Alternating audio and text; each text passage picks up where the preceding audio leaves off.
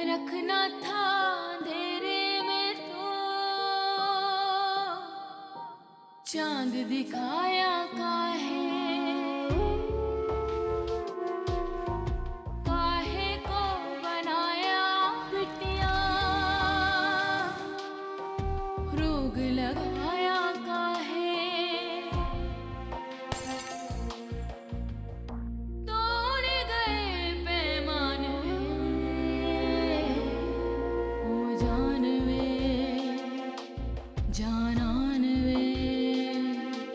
जाने लगी है जान वे। आप निम्रा बीवी को ऊपर कमरे में ले जाएं।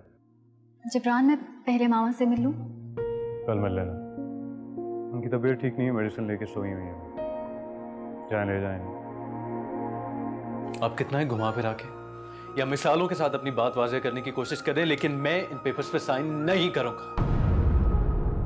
मैं इतना घटिया और इतना कमजोर इंसान नहीं हूं कि इस पॉइंट पर आकर अपनी मर्दानगी दिखाऊं मैं। अम्मा, इब्राहिम इतना बड़ा झूठ कैसे बोल सकता है? वैसे ही जैसे उसने डब्बे से जेवर निकालते वक्त कहा था कि मैं इस घर में चोरी की नीयत से नहीं आया था।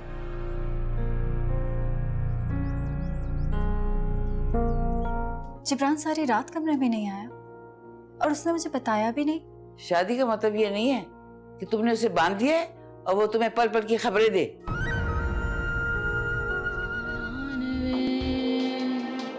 जाने लगी है जान वे।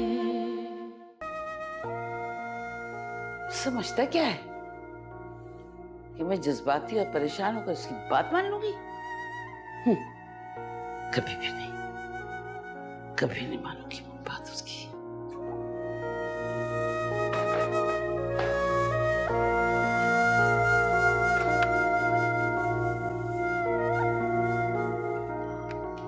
मैं अंदर आ सकती हूँ दादी?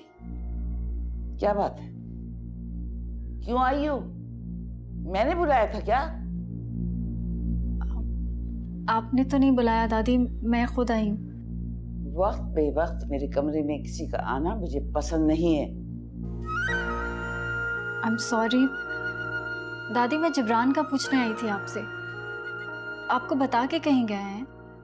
आई मीन हॉस्पिटल गए हैं या फिर किसी दोस्त से मिलने गए हैं? नहीं, उसने सिर्फ इतना बताया कि उसके दोस्त के वालिद बीमार हैं और वो। तुम इतना परेशान क्यों हो रही हो? मैं कैसे ना परेशान हूँ दादी, जिब्रान सारी रात घर नहीं आए और आधा दिन गुजर गया।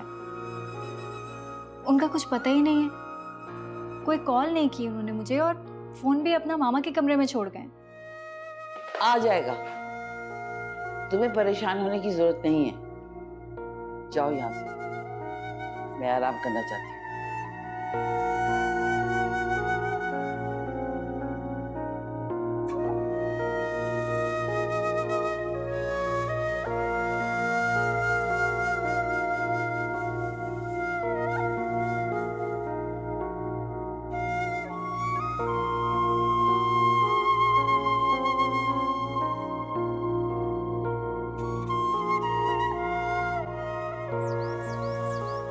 अली प्लीज कुछ करो, मुझे जिब्रान की बहुत फिक्र हो रही है। चौकीदार बता रहा था कि वो कहीं बहुत तेजी से गाड़ी लेके निकला है और अपना फोन भी यहीं छोड़ गया है और उसके फोन पे ऐसी कोई कॉल या मैसेज नहीं है किसी दोस्त का उसके। रिलैक्स निम्रा, इस तरह परेशान होने से कुछ नहीं होगा। मैं जिब्रान सर को उनकी गाड़ी की नंबर प्लेट से ट्रेस करने की कोशिश कर रहा हूँ और बहुत जल्द पता चल जाएगा। मुझे डर लग रहा है अली, कहीं कोई हादसा ना हो गया हो। ऐसा कुछ नहीं होगा, डोंट यू वरी, ओके? मुझे कॉल आ रही है, मैं बाद में बात करता हूँ। ऑलराइट? अच्छा ठीक है।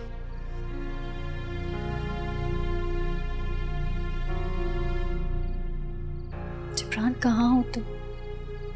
प्लीज आ जाओ। तुम तो कहते थे जो लोग आती जाती सांस की तरह हो उन्हें कोई छोड़कर जी भी कैसे सकता है। फिर तुम खुद कहाँ हो?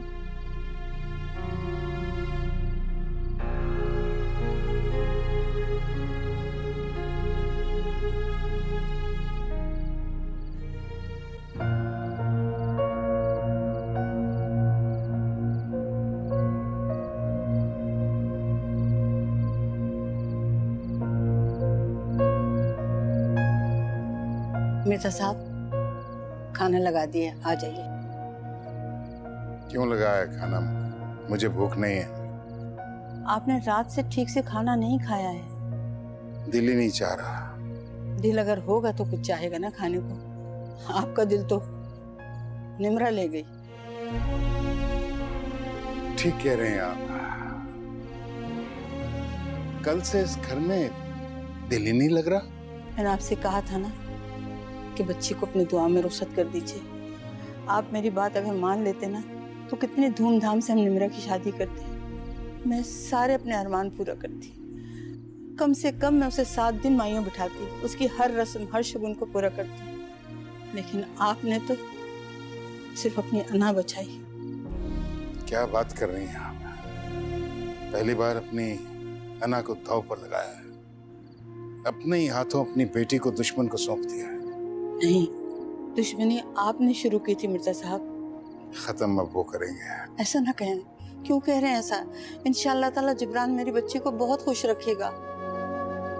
हाँ, मुझे तो तब यकीन आएगा जब मैं उसकी चहकती हुई आवाज सुनूंगा, जब वो नाना अब्बू कहते हुए मेरे सीने से चिपक जाएगी। तो ये कौन सी मुश्किल बात है? मैं अभी उसे फोन करती हूँ, आपको खुद यकीन आ जाएगा।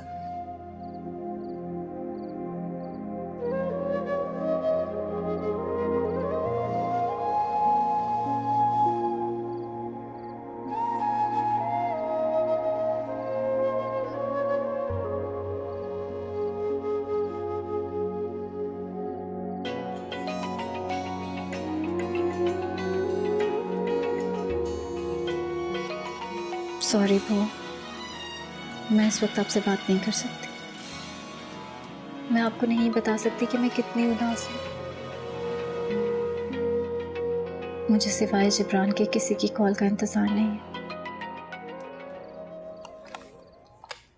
क्यों? निम्रा ने फोन उठाया नहीं? नया नया ससुराल है ना, सबके साथ मसरूफ होगी। मैं जिब्रान के घर मिलाती हूँ कॉल। नहीं नहीं, वहां फोन मत कीजिए, कोई और उठा लेगा। कोई भी फोन उठाए बात तो निम्रा से ही कराएगा ना। आपने मुझे मना कर दिया था, वरना मैं तो सुबह सुबह निम्रा के यहाँ नाश्ता भी लेकर जा रही थी। पता नहीं क्यों मुझको घबराहट हो रही है। अगर किसी और ने फोन उठाया और कोई ऐसी वैसी बात कह दी तो मैं शायद बर्दाश्त ना कर सकूं। मिर्जा साहब, यही डर तो मैं आपके दिल से निकालना चाहती हूँ।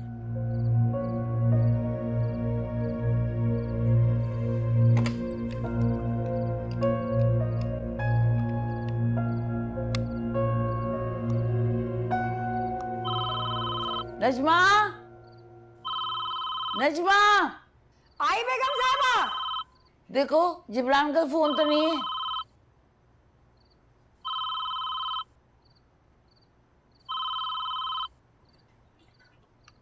हेलो। हेलो, मैं निम्रा की बुआ बोल रही हूँ। अच्छा अच्छा, कैसी हैं आप? मैं बिल्कुल ठीक हूँ। आप निम्रा से बात करवा देंगी? अच्छा, आप होल्ड करें, मैं भी बुला कर लेकर आती हूँ। ठीक है, निम्रा को बुला के ला रही हूँ। ठीक है। इसका फोन है? वो दुल्हन बेगम की बुआ का है, वो उनसे बात करना चाह रही है। तुम जाओ। लेकिन वो दुल्हन बेगम। मैंने कहा ना, तुम जाओ अपना काम करो। और सुनो, निम्रा को नहीं पता चलना चाहिए उसके घर का फोन है। जी अच्छा। हेलो। हेलो, मैं जिब्रान की दादी बोल रही हूँ। निम्रा आ रही है, तब तक मैं निम्रा के नाना से बात कर सकती हूँ? जी जी, बेहतर है। ये ले, बात करें। निम्रा है? नहीं, जिब्रान की दादी हैं। नहीं नहीं, मैं बात नहीं करूंगा, आप खुद ही कीजिए। कर ले मिर्जा साहब, ये आग मिचौले इसी तरह खत्म हो सकती है। इनके दिल में कोई पुरानी बात नहीं, आप खामखा वहम लेके बैठ गए।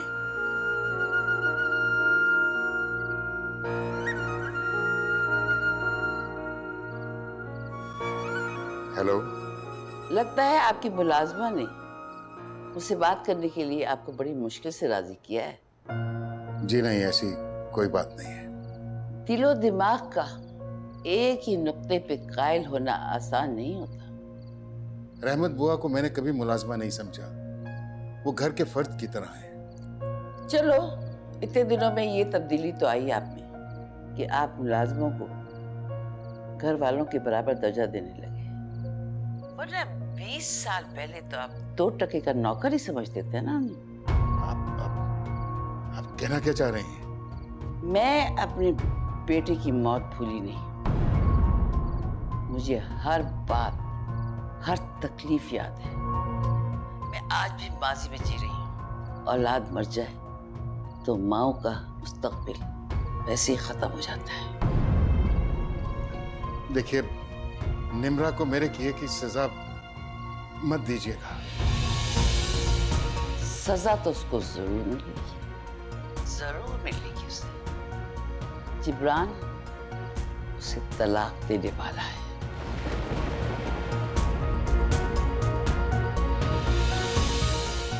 खुदारा ऐसा मत कीजिएगा। उसने लड़ लड़ के जबरान के साथ शादी की है। वो उससे बहुत मोहब्बत करती है। वो जिंदा दरगोर हो जाएगी। वो जिंदा दरगोर होगी तभी तो आपको पता चलेगा। खानदान का एक फर्द मरता है तो सारा खानदान मर जाता है। हेलो हेलो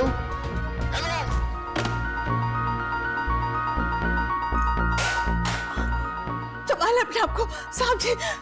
दिलावर, दिलावर, दिलावर, इमदाद हुसैन, इमदाद हुसैन।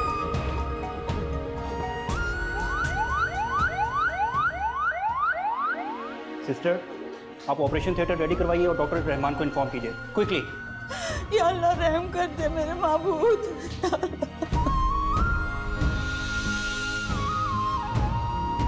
मुझे खुद ही जिब्रान को ढूंढना पड़ेगा। यकीनन वो किसी मुश्किल में फंस गया है, वरना ऐसा हो ही नहीं सकता कि वो मुझे इन्फॉर्म ना करे, कहीं से भी एक फोन ना करे।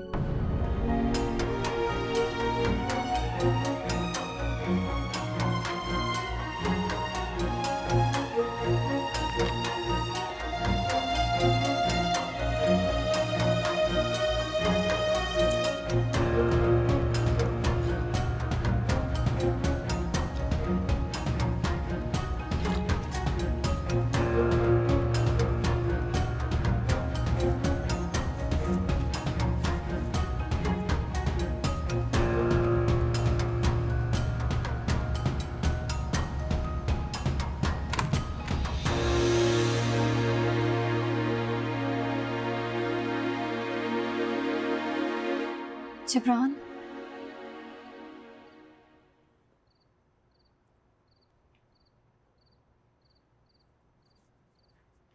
कहाँ थे तुम? समझते क्या हो अपने आप को? अगर तुमने अपनी दोस्त की मदद के लिए जाना था तो तुम मुझे इन्फॉर्म भी तो करके जा सकते थे। अपना मोबाइल भी घर छोड़ गए। ये पूरा दिन मैंने कैसे गुजारा है ये मैं जानती हूँ।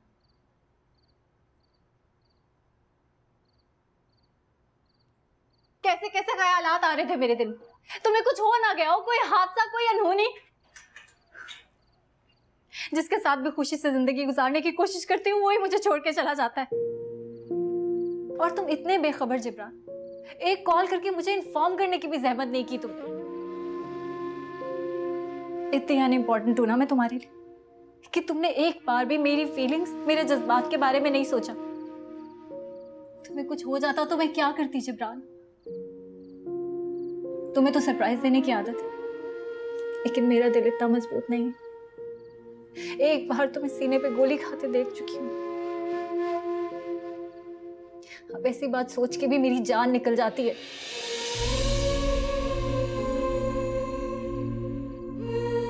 I'm sorry. बस एक सॉरी। तुमने एक सॉरी कह दी और मेरे पूरे दिन की अज़ियत खत्म हो गई। तुमने तो मेरी जान ही निकाल दी थी जिब्रान।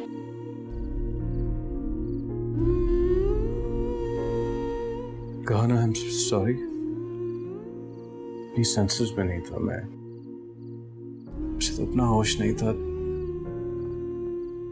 तुम्हें क्या इन्फॉर्म करता?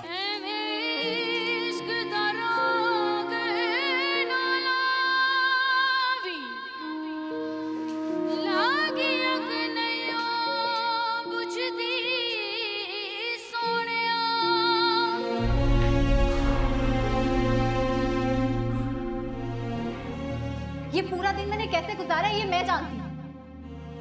इतनी अनइम्पोर्टेंट हूँ ना मैं तुम्हारे लिए कि तुमने एक बार भी मेरी फीलिंग्स, मेरे जज्बात के बारे में नहीं सोचा। कैसे कैसे ख्यालात आ रहे थे मेरे दिल में। तुम्हें कुछ हो ना गया हो, कोई हादसा, कोई अनहोनी।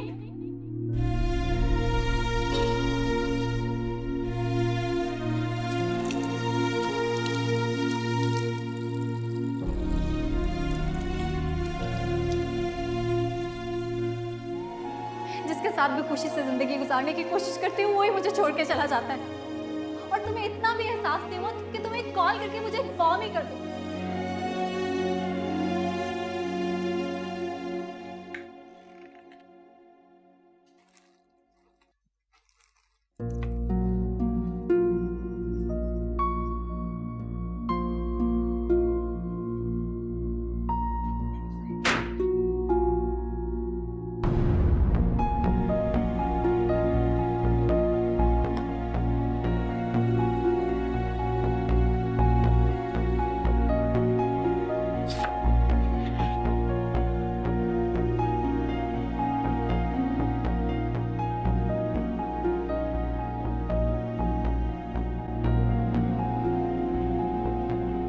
क्या है ये? अपनी पिछली मोहब्बत की याद को आज तक अपनी अलमारी में छुपा के रखा था आपने, तो मुझे यहाँ जबरदस्ती लाने की क्या जरूरत थी? क्योंकि इन तस्वीरों की मेरी जिंदगी में अब कोई अहमियत नहीं है। अहमियत सिर्फ इस बात की है कि तुम मेरी बीवी हो और मेरे होने वाले बच्चे की माँ हो। सारा सबूत सामने, फिर भी आप इतने आराम से झूठ बोल रहे हैं सर। असद सच तो ये है कि आप आज भी निम्रा से मोहब्बत करते हैं। मैं अब उससे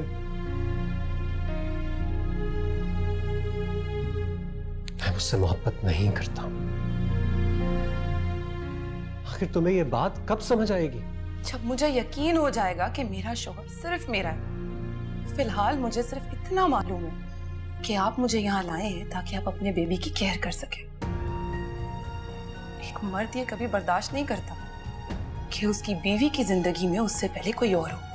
वैसे ये औरत कैसे बर्दाश्त कर ले कि मैंने फिर भी सब कुछ भुलाकर आपसे अपना नाता जोड़ा था और आपने मुझे फिर से धोखा दिया सर।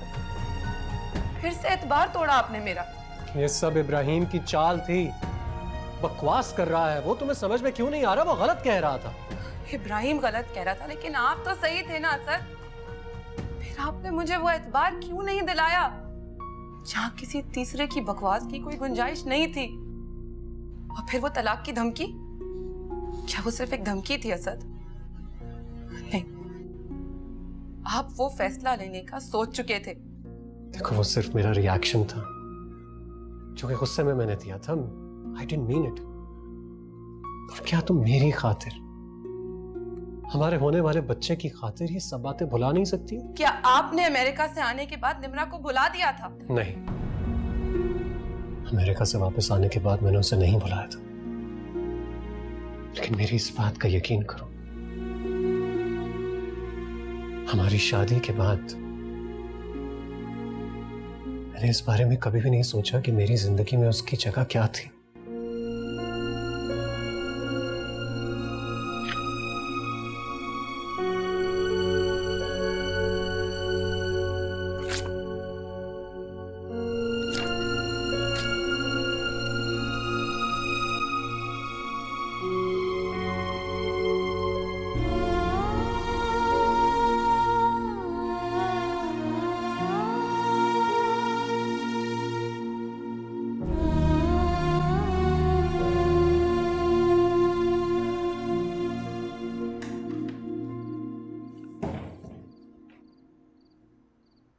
जिब्रान, मैं खाना लगाऊं तुम्हारे लिए? भूख नहीं है मुझे। अच्छा, फिर मैं अच्छी सी चाय बना के लाती हूँ। हाँ, रहने दो तुम, मैं अजमा से कह दूंगा। मैं बनाऊंगी तो मुझे अच्छा लगेगा। मैंने कल से तुम्हें कोई अच्छा रिस्पॉन्स नहीं दिया। जाहिर बात है एक सॉरी से तुम्हारी अज़ियत तो कम नहीं हो सकती ना। मेरे ख्याल में मुझे कोई हक नहीं है कि मैं तुम्हें कोई काम कहूँ।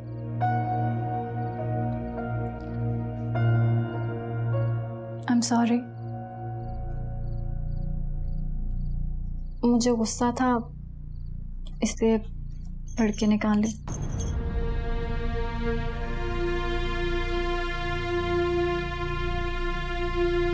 अच्छा मूड ठीक कर लो प्लीज़। मुझे एहसास हो गया, अगर मेरा स्पेशल डे ख़राब हुआ है तो तुम्हारा भी तो स्पेशल डे था ना।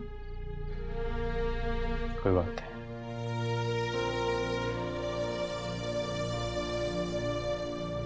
मोबाइल कहाँ है? तुम्हारा मोबाइल मामा के कमरे में था, मैं वहीं भूल आई हूँ, मैं लेके आती हूँ। रहने दो, मैं ले आता हूँ, मामा से भी मिल लूंगा मैं। अच्छा रुको तो, तुमने बताया ही नहीं तुम्हारे दोस्त के वालिद की तबीयत कैसी है अब? ठीक ही होंगे। क्या मतलब? मतलब ये निम्रा कि जिंदगी और मौत का कोई भरोसा नहीं है। हम जिन्हें पाने के लिए निकलते हैं उन्हें हमेशा के लिए खो देते हैं।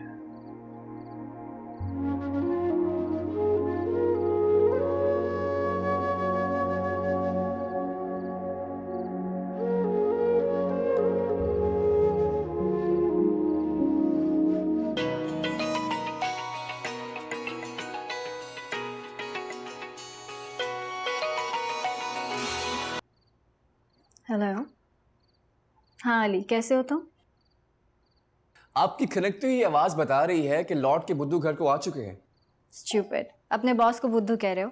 जी नहीं, आपके शौहरे नामदाद को कह रहा हूँ। मैंने सच कहा था ना, उन्हें हैरान कर देने की आदत है। सुनिए, एक नंबर मिला दीजिए, बहुत जरूरी बात करनी है। आप किसी पेशेंट के साथ हैं? जी, वो इमरजेंसी में है। ठीक है, नंबर बताइए।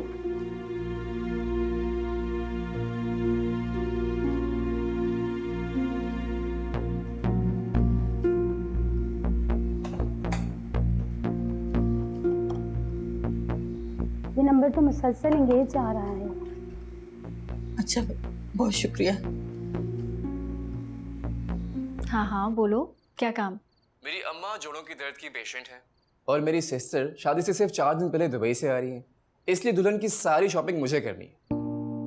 तो तुम अपनी फियांसी से कह दो ना, वो दोनों तरफ की शॉपिंग कर लेगी। वो बहुत मशरकी है और उसकी फैमिली उससे ज्यादा मशरकी है। अच्छा चलो ठीक है, तुम फिक्र नहीं करो, मैं कल जिब्रान के साथ ऑफिस आऊंगी ना तो हम डिटेल में बात कर लेंगे, ठीक है? अभी मैं जिब्रान के लिए चाय बनाने जा रही हूँ। अरे वाह, शादी के दूसरे दिन ही काम शुरू। आप तो मेरी वाली से भी ज्यादा मशरकी निकली। अच्छा ठीक है, बाय।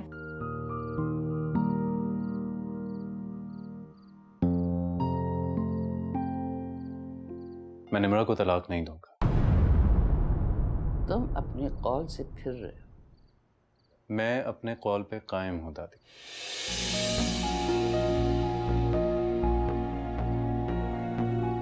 लेकिन मैं अपनी सतह से नीचे नहीं गिर सकता दादी। तुम्हारे बेटे ने बाकी की 3 दुकानें भी बेच दी हैं। 3 दुकानें? हाँ।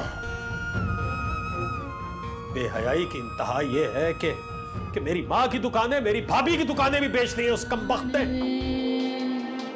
जाने लगी है जानवे।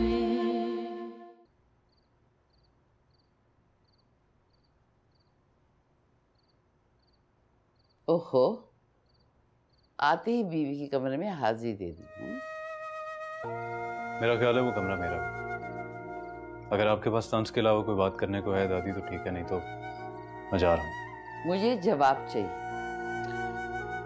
मेरा जवाब वही है जो कल। मैं निम्रा को तलाक नहीं दूंगा। तुम अपने कौल से फिर रहे हो। मैं अपने कौल पे कायम हूं दादी।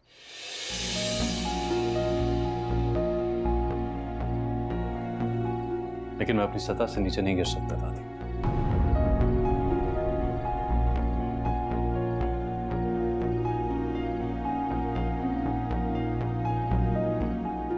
क्या हुआ नम्रा बीबी, आप यहाँ क्यों खड़ी हैं? नजमा भी, ये जिब्रान अंदर मामा से बात कर रहे हैं। छोटी बेगम साहबा तो सो रही हैं। फिर अंदर कौन है? बड़ी बेगम साहबा होंगी। आप कुछ परेशान लग रही? नहीं नजमा भी, मैं जिब्रान के लिए चाय बनाने आई थी। आप ऐसा करें मेरे साथ किचन में आ जाएं, मुझे चीजें बता दीजिएगा। आप रहने दें, मैं बना दूंगी। नहीं, चाय मैं खुद बनाऊंगी, आप बस मेरे साथ आ जाओ। मैंने निम्रा को अभी तक बीवी की हैसियत से कोई भी हक नहीं दिया। ना उसे दुल्हन बने देखा है, ना उसे कोई वेडिंग गिफ्ट दिया है, और ना ही जिंदगी भर खुशियां देने का कोई वादा किया उसके साथ। तो क्या चाहती हैं आप, क्या करूं? उसका इस घर में जीना हराम कर दूं? अगर तुमने मेरी बात न मानी तो मैं वाकई इसका जीना हराम कर दूंगी। ठीक है दादी, आपका जो जी चाहता है आप करें, लेकिन मैं उसके इस घर से जाने की वजह नहीं बन सकता।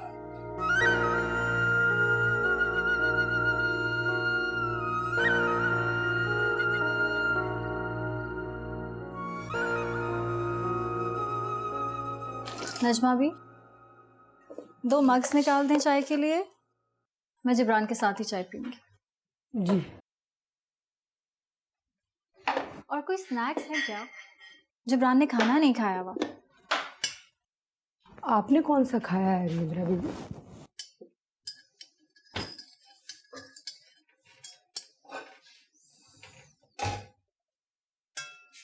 छोटी बेगम साहिबा भी ऐसी ही थी, सरमत साहब पे जान छिड़कती थी और सारा काम उनका खुद अपने हाथों से करती थी। लेकिन फिर ऐसा क्या हुआ नजमा भी? मामा ऐसे कैसे हो गई? जिब्रान बाबा 5 साल के थे जब सरमत साहब का इंतकाल हो गया। तब से छोटी बेगम साहिबा ऐसी ही हैं, बल्कि इससे भी बुरी हालत थी। कई दिन तक तो उनको होश ही नहीं आया, और जब होश आया तो खूब रोती थी और खूब चिल्लाती थी। बहुत इलाज हुआ, बस इतनी बेहतरी हुई कि कभी कभार बात कर लेती हैं, वरना ज़्यादातर तो खलाओं में ही घुटती रहती हैं। जब भी दौरा पड़ता है, जिब्रान बाबा के अलावा कोई नहीं संभाल सकता। क्या मामा कभी ठीक नहीं होंगी नजमा भी? छोटी बेगम साहिबा के दिमाग में वो वक्त जम के रह गया है। डॉक्टर कहता है कोई मौजे ही उन्हें ठीक कर सकता है, और जिब्रान बाबा को तो वो 5 साल का बच्चा ही समझती है। लेकिन नजमा भी, जिब्रान के बाबा को हुआ क्या था? मेरा मतलब है, क्या वो बहुत बीमार थे? वो नजमा भी, 1 कप कॉफी बना दे मुझे। जिब्रान, मैं तुम्हारे लिए चाय बना दी है, बस निकाल रही। चाय नहीं पीनी मुझे, आप ब्लैक कॉफी बना दें। जिब्रान, तुमने खाना नहीं खाया, ऐसे कॉफी पीना तुम्हारे लिए ठीक नहीं। निम्रा, मेरे साथ बहस मत करो। अगर तुमने बनानी है तो ठीक है, नहीं तो रहने दो। वैसे भी मैं नजमा भी से कह रहा हूँ। मेरा ये मतलब तो नहीं था जिब्रान।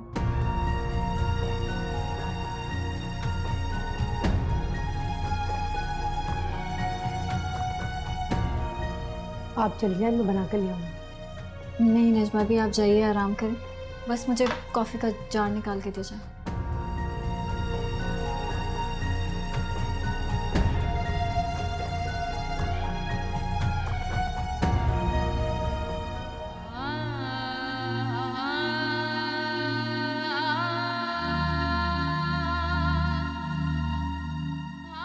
मैंने कभी भी नहीं सोचा था कि मेरी मोहब्बत मेरे सामने होगी और मैं उसके साथ ये सलूक करूँगा। मैं जिसकी आंखों में आंसू नहीं देख सकता, अब सिर्फ उसे आंसू ही दूंगा। या अल्लाह, मैं इस आजमाइश के काबिल तो नहीं था, मुझे इस मुश्किल से निकाल दे।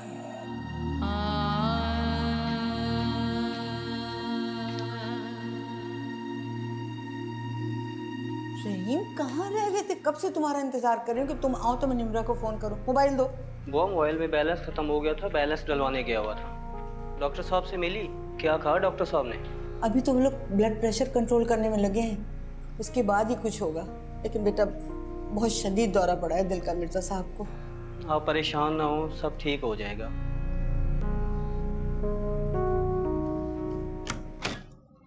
जिब्रान,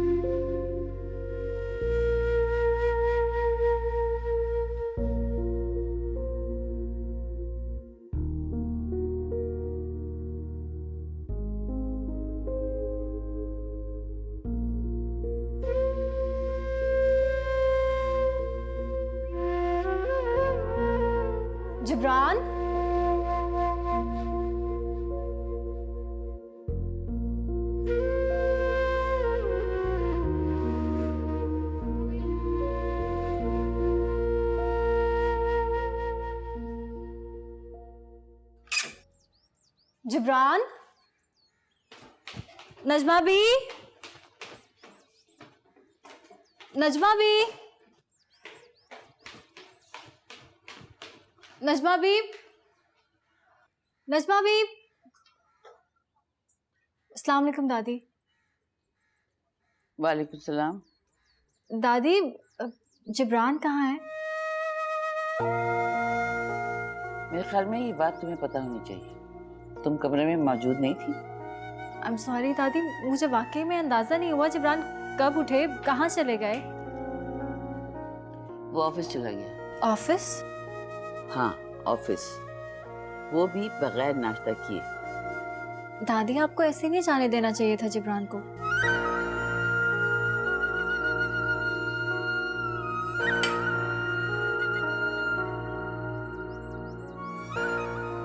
वाह, ये मशवरा तुम मुझे दे रही हो? मेरे ख्याल में तो बीवी तुम हो। मैंने अपने पोते की शादी इसलिए नहीं की थी कि शादी के बाद भी मैं उसके खाने और उसके नाश्ते की फिक्र करूं। ये तुम्हारा फर्ज है। तुम तो बड़ी मोहब्बत की दावेदार बनती थी, या फिर उसकी बड़ी कंपनी और बेशुमार दौलत देकर तुम्हारी नीयत खराब हो? ये सब बातें करके आप क्या साबित करना चाहती हैं दादी? कि मैं जिब्रान से मोहब्बत नहीं करती? मैंने ये सब कुछ उसकी दौलत के लिए किया है। ये पहले दिन से देख रही हूँ।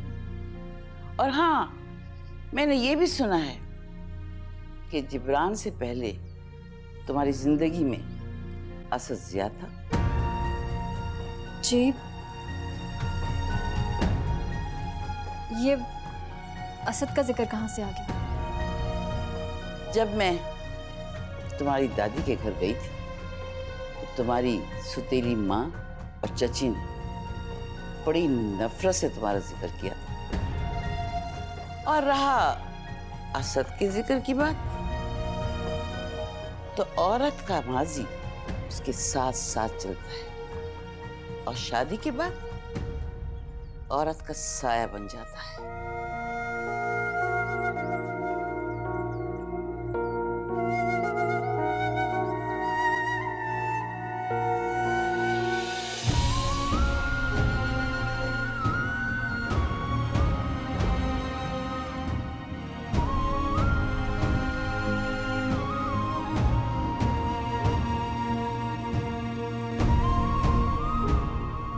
ये लो बेटा, तुम्हारी अमानत। पर अम्मी, आप ये क्यों ले आई? आप ही ने तो मुझसे कहा था कि जब तुम असद के साथ आओगे तो खुद ले जाना। जब घर की छत महफूज ना हो ना, तो इंसान दूसरों की अमानत अपने पास नहीं रखता। क्या मतलब? मतलब ये कि इब्राहिम मेरे कमरे में चोरी करने आया था। क्या? इतनी गिरी हुई हरकत? वो तो शुक्र है ऐन वक्त पर मैं पहुंच गई, वरना मैं मिसेस जिया और असद को मुंह दिखाने के काबिल ना रहती। क्या कहती उनसे कि तुम्हारे 3 सेट कहाँ गायब हो गए। लेकिन अम्मी, इब्राहिम ने ऐसा क्यों किया? जुए की लत, लाखों रुपए का मकरूज है वो। मोहसिन भाई ने तो मार मार कर उसे घर से ही निकाल दिया। अम्मी, मुझे तो यकीन ही नहीं आ रहा कि ना सब कुछ हो गया। अपनी आंखों से ना देखती तो शायद मुझे भी कभी यकीन ना आता। अब तो मुझे लग रहा है कि शायद इब्राहिम की बात पर यकीन करके हमने निम्रा के साथ भी ज्यादती की है। नहीं अम्मी, मैं ये नहीं मान सकती। बल्कि निम्रा और असद का तो पहले से ही ताल्लुक था। जब तो निम्रा ने बुलाया था ना उसे घर। अच्छा खैर छोड़ो, चलो तुम जल्दी से तैयार हो जाओ, हॉस्पिटल के लिए देर हो रही है। मैं जी आप बैठे, मैं 5 मिनट में आती हूँ।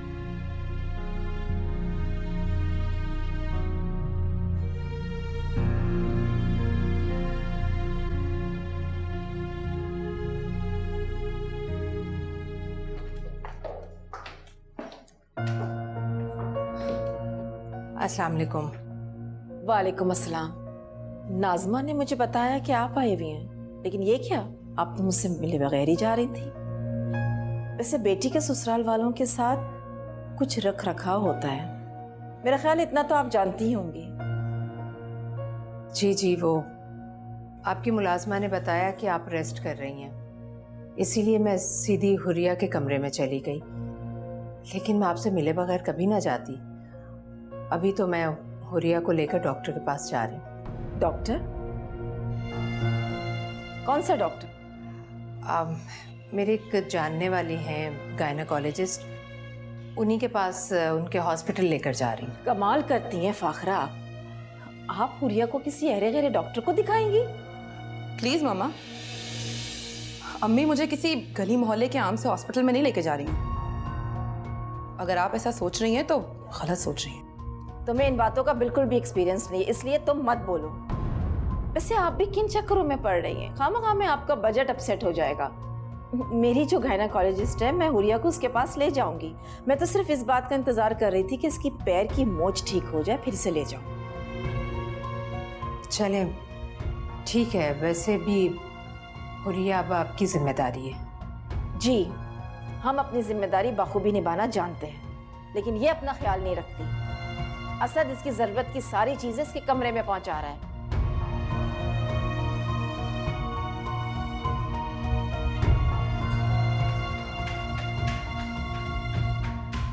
देख लिया आपने? मैंने कहा था ना आपसे कि हुरिया अपना बिल्कुल ख्याल नहीं रखती है। इसे जरा भी इस बात का एहसास नहीं है कि इस कंडीशन में इसको इस तरह से नहीं चलकर जाना चाहिए। जी मैं उससे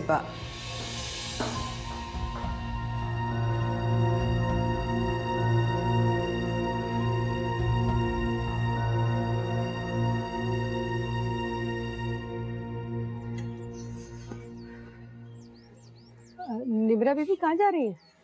जबरान के ऑफिस जा रही। लेकिन ड्राइवर तो नहीं है, आप बाद में चली जाइएगा।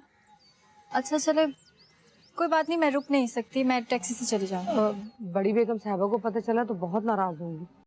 क्या फर्क पड़ता है नजमा, आगे वो कौन सा खुश है इस शादी से। निब्रा बीबी ऐसी तो कोई बात नहीं है, आपने ऐसा क्यों सोचा? कुछ बातों का ताल्लुक सोचने से नहीं, महसूस करने से होता है। खुदा हाफिज।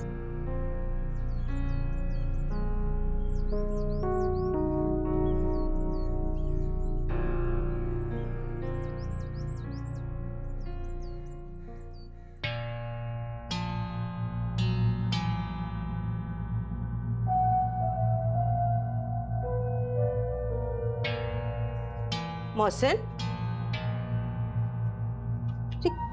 क्या ढूंढ रहे हैं आप? बताएं ना मुझे, क्या ढूंढ रहे हैं?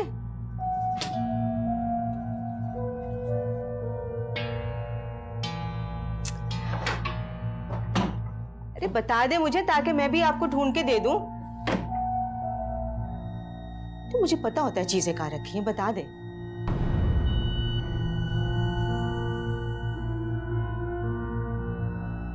क्या ढूंढ रहे हैं ये?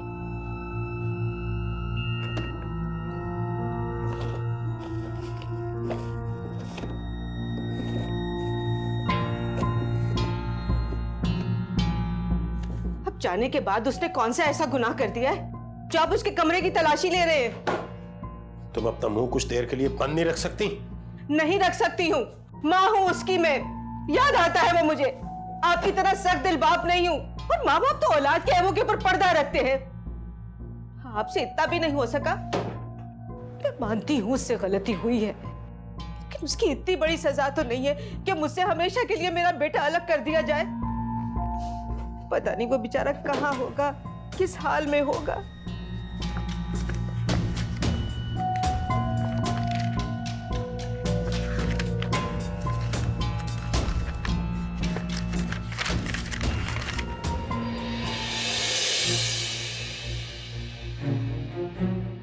कागजात कहाँ हैं?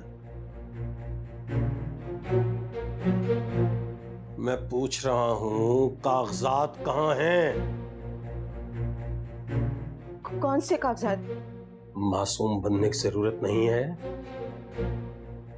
मैं दुकानों के कागज पूछ रहा हूं, अम्मा और फाखरा की दुकानों के कागज। वो इससे में तो थे। इसमें नहीं है तो पूछ रहा हूं ना।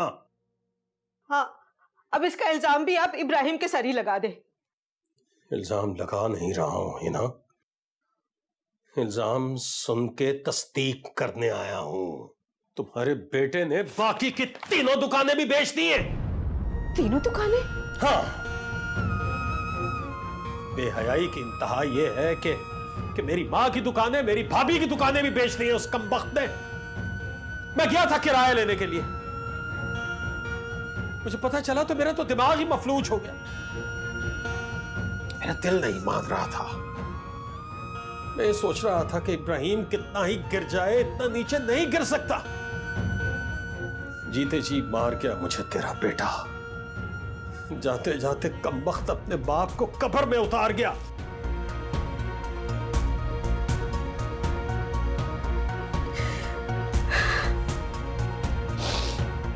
क्या किया तुमने इब्राहिम? क्या किया?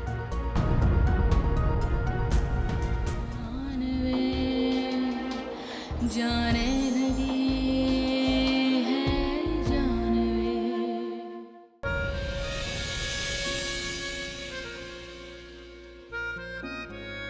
तुमने जिस तरह मामा का ख्याल रखा है ना, बहुत शुक्रिया तुम्हारा। अपना कह के दुख भी बताते हो और फिर थैंक यू कह के पराया भी करते थे।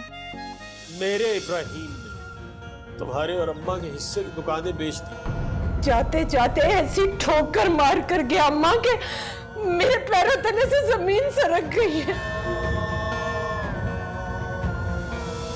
नाना अबू को हार्ट अटैक आया। वो मरेगा नहीं जब तक वो अपनी पोती का अंजाम नहीं देख लेता। मुझे इस वक्त नाना अबू के साथ होना चाहिए, उन्हें मेरी जरूरत है। तुम जाना चाहती हो ना जाओ, उसके बाद तुम्हारा मुझसे कोई ताल्लुक नहीं रहेगा।